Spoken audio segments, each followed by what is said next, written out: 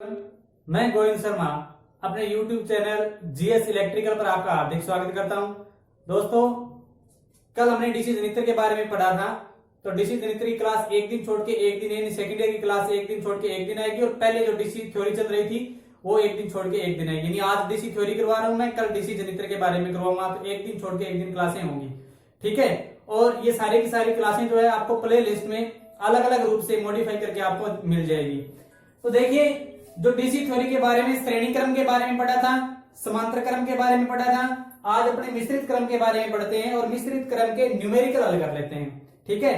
तो देखिए, मिश्रित क्रम के न्यूमेरिकलों के बारे में अपने देखेंगे। मिश्रित क्रम क्या होता है? जो श्रेणी और समांतर दोनों का ही समायोजन होता है वो कौन सा होता है? मिश्रित क्रम होता है। यानी कुछ खास डेफिनेशन नहीं है और इसी न्यूमेरिकल के आधार पर आप इस चीजों को समझ सकते हो।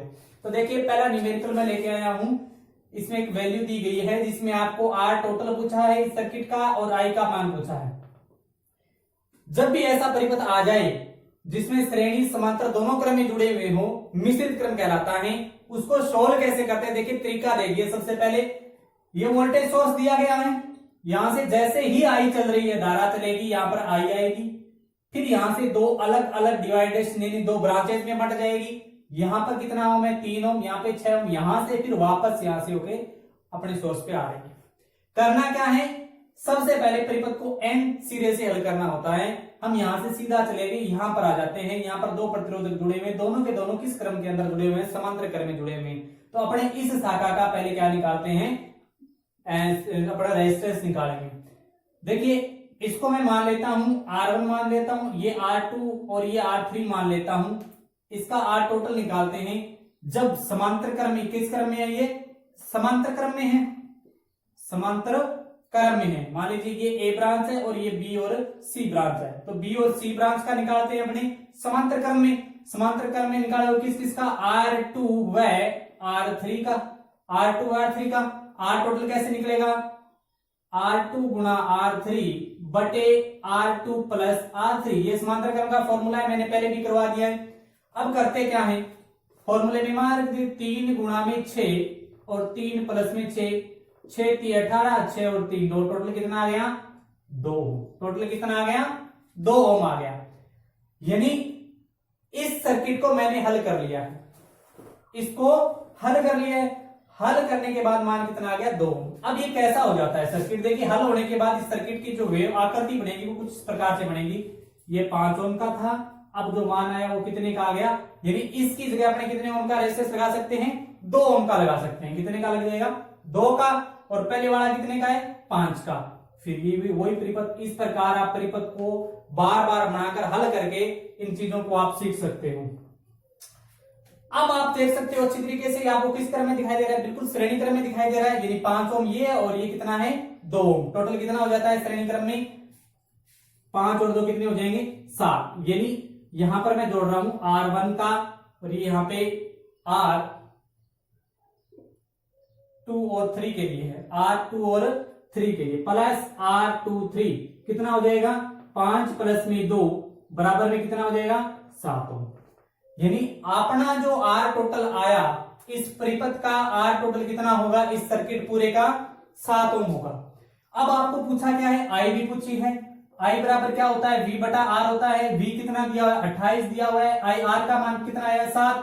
तो 7 चौके कितने हो जाएंगे? 28 एम्पियर। तो धारा का मान कितना आ जाएगा? 4 एम्पियर। इस प्रकार से इसको हल करना है। जैसे जैसे इस डायग्राम इसको हल करते जाएंगे वैसे वैसे इसका शॉर्ट फॉर्म में आप डायग्राम बनाते जाओ, अच्छी तरीके से आपका ये हल हो जाएगा, ठीक है।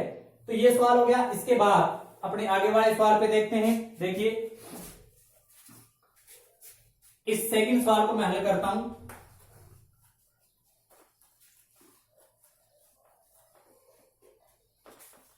सेकंड सवाल हल करने के लिए अपने को चाहिए, देखिए, इस परिपथ में यहां से आई चल रही है, यहां पे आई एक यहां पे बंट जाती है, उसके बाद इधर आई चली जाएगी, अलग अलग ब्रांचों में बंट रही है। आज क्या करोगे? पहले जो सिरा आपको हल करना है, मान लीजिए आपको हल करना है ये वाला पार्ट, ये किस क्रम में दिखाई दे रहा है? आपको समांतर क्रम में दिखाई दे रहा है। समांतर क्रम में दिखाई दे रहा है तो आप क्या करोगे?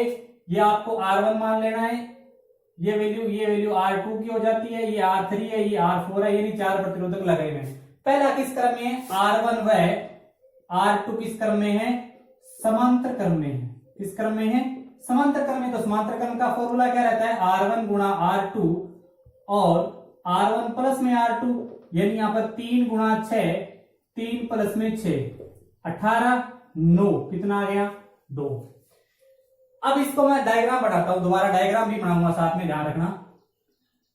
यानी अब जो इसका मान बचा है वो क्या बचा है, इसका मान मैंने कितना निकाला 2, इसका कितना है 18, और इसके पैरेलल में एक प्रतिरोधक और जुड़ा हुआ है जिसका मान कितना है 5। देखिए सेम इस प्रकार से हल करोगे तो सर्किट आसान हो जाएगा, सवाल हल करना आसान हो जाएगा। ये दो किस क्रम में दिखाई दे रहे हैं आपको, श्रेणी में, और ये इसके क्या है, समांतर क्रम में है। ये किस क्रम में है, समांतर क्रम में। अब इसको क्या बोल देता हूं मैं, R12, ठीक है। अब ये देख लीजिए, यानी ये श्रेणी क्रम में, श्रेणी क्रम में क्या होगा, R टोटल इसका किस प्रकार निकलेगा श्रेणी क्रम में, देखिए R12 प्लस में R3 कितना आ गया 2 प्लस में 18, टोटल कितना ओम आ गया 20 ओम। अब ये जो सर्किट बनेगा ये इस प्रकार से बन जाएगा। ये इसके पैरेलल में क्या है, इसका मान कितना आया है 20, इसका मान कितना आया है 5। अब ये इसके पैरेलल में हो गया, ये कितना है 60। इसको हल करने के लिए क्या करोगे, कोई भी मान मान सकते हो, डायरेक्ट लिख सकते हो, 20 गुणा में 5, 20 प्लस में 5 कितना हो गया 125। R टोटल कितना आएगा 4 ओम। R टोटल कितना आएगा 4 ओम। देखिए इस पूरे सर्किट का मान कितना आ गया 4 ओम हो गया। अब आपको क्या करना है, इसमें I भी ज्ञात करनी पड़ी, फाइंड आउट तो I भी ज्ञात कीजिए, R टोटल भी कीजिए। R टोटल आपने निकाल लिया, फाइंड आउट आपको करना है I की वैल्यू। I बराबर फॉर्मूला डायरेक्ट रहता है V बटा R, और V कितना दिया हुआ है 60। R का मान कितना आया 4, 4 एकम 4, बच गया कितने 2, और 5 चौके 20, कितना एम्पियर आ रहा है 15 एम्पियर। तो इस परिपथ में कितनी धारा बह रही है 15 एम्पियर। इस प्रकार आप क्रम से क्या कर सकते हो, हल कर सकते हो। तो ध्यान रखना, इस सर्किट को हल करने के लिए आपको एक एक चीज ध्यान में, वेटस्टोन ब्रिज। अब देखिए वो कर चुके हैं, उनके आधार पर आप न्यूमेरिकल और भी है तो उसी के अकॉर्डिंग आप हल कर सकते हो। अब इसमें एक टॉपिक डीसी थ्योरी का है, वेटस्टोन ब्रिज। देखिए वेटस्टोन ब्रिज का प्रयोग क्यों करते हैं, वेटस्टोन ब्रिज का प्रयोग किया जाता है अज्ञात प्रतिरोध को मापने के लिए। किस लिए प्रयोग किया जाता है, अज्ञात प्रतिरोध मापने में। अज्ञात प्रतिरोध मापने में किसका प्रयोग करते हैं, इस प्रयोग करते हैं वेटस्टोन ब्रिज का। ये किस पर आधारित होता है, किसमें प्रयोग किया जाता है इसका, पोस्ट ऑफिस बॉक्स पर। पोस्ट ऑफिस बॉक्स है उसमें भी इस विधि का भी प्रयोग किया जाता है, वेटस्टोन ब्रिज द्वारा उसका प्रतिरोध का मापन होता है। देखिए ये निम्न मान के प्रतिरोध को बहुत ही एक्यूरेसी के साथ मापता है, ठीक है। ये है आपका वेटस्टोन ब्रिज। अब वेटस्टोन ब्रिज की मैं आकृति आपको बताऊं, कुछ इस प्रकार से बना होता है। इसको एक बैटरी से जोड़ दिया जाता है, यहाँ पर एक कुंजी लगा दी जाती है, ये यहाँ पर के कुंजी है मान लीजिए, ठीक है। इसको अपने क्या कर देते हैं, ऑन कर देते हैं। अब देखिए इसमें 4 प्रतिरोधक जुड़े हुए हैं, PQRS। वेटस्टोन ब्रिज में एग्जाम में सबसे ज्यादा क्वेश्चन क्या होते हैं, रॉन्ग हो जाते हैं। क्यों, क्योंकि हमने एक रेशियो रटा हुआ है, P बटा Q बराबर R बटा S होता है।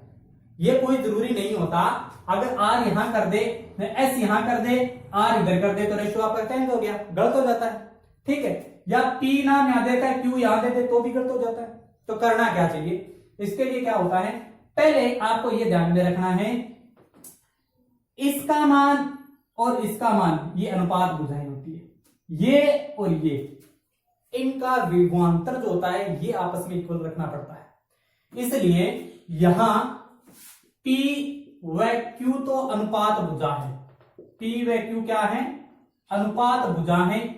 R क्या दिया गया है, अज्ञात प्रतिरोध है जिसका अपने को पता लगाना है। और S क्या चीज है, S यहां पर परिवर्तित प्रतिरोध है, परिवर्तित प्रतिरोध S, ठीक है। जैसे ही यहां पर I आएगी, I 2 भागों में बट जाएगी, I1 इधर चली जाएगी, I2 इधर चली जाएगी, क्लियर है। अब करना क्या है, इस पे जो पोटेंशियल लगता है, एक देखिए ये क्या चीज लगा हुआ है, गैल्वेनोमीटर लगा हुआ है। गैल्वेनोमीटर धारा को ही मापता है, बहुत ही कम धारा को मापने का काम करता है। ये कब होता है, जब आपका धारा गैल्वेनोमीटर विक्षेप क्या दिखाए, शून्य दिखाए। गैल्वेनोमीटर IG मान लेता हूं, IG बराबर क्या हो 0। अब IG बराबर 0 कब होगा, गैल्वेनोमीटर विक्षेप 0 कब दिखाएगा, पहली बात ये आती है, ध्यान रखना, जब B और D इनके मध्य, B व D में विभवांतर क्या हो जाए, बराबर हो जाए। विभवांतर क्या हो जाए, बराबर, यानी B और D में विभवांतर जब बराबर हो जाए तब आपकी आई इसमें फ्लो नहीं होगी और गैल्वेनोमीटर माप कितना दिखाएगा, शून्य माप दिखाएगा। आगे बात समझ में। अब देखिए, अब आई जी बराबर तो हो गया आपका 0, बी बाई डी में विभवांतर हो गया बराबर, तब आपकी गैल्वेनोमीटर विक्षेप 0 दिखाएगा। रीजन क्या होता है इसका कि जो विभवांतर है वो उच्च से निम्न की तरफ गति करता है। यहां आपने पोटेंशियल दिया बी व डी के बीच, जब इनका मान विभवांतर ही बराबर हो गया तो धारा का चालन नहीं होता, धारा उच्च से निम्न की ओर गति करती है। ठीक है, तो मान बराबर होगा तो गति नहीं करेगा। P यहां पर मैं V की बात करूं तो V यहां पर कौन सा आएगा, V देखिए A और B, यहां पर पोटेंशियल क्या होगा, A और B के मध्य इस प्रतिरोध पे पोटेंशियल लगेगा, और इधर जो पोटेंशियल लगेगा वो किस किस के बीच में लगेगा, इस साइड में V, B और C, B और C के बीच में प्रतिरोध उसमें लगेगा। यहां जो लगेगा वो किन किन के मध्य लगेगा, V, A और D के मध्य लगेगा। इधर किन किन के मध्य लगेगा, V, D और C के मध्य पोटेंशियल लगना है। आप इस रेशियो आर्म को सेट कर लीजिए, फिर आपका मान निकल जाएगा। कैसे निकलेगा, यानी इसका पोटेंशियल इसके पोटेंशियल के बराबर होना चाहिए, इसका इसके बराबर होना चाहिए। ठीक है, अब मैं यहां क्या बताता हूं, V A B का मान जो है किसके बराबर होना चाहिए, V A D के बराबर होना चाहिए, यहां ध्यान रखना आप। ठीक है, V A B का मान किसके बराबर होना चाहिए, A D के बराबर होना चाहिए।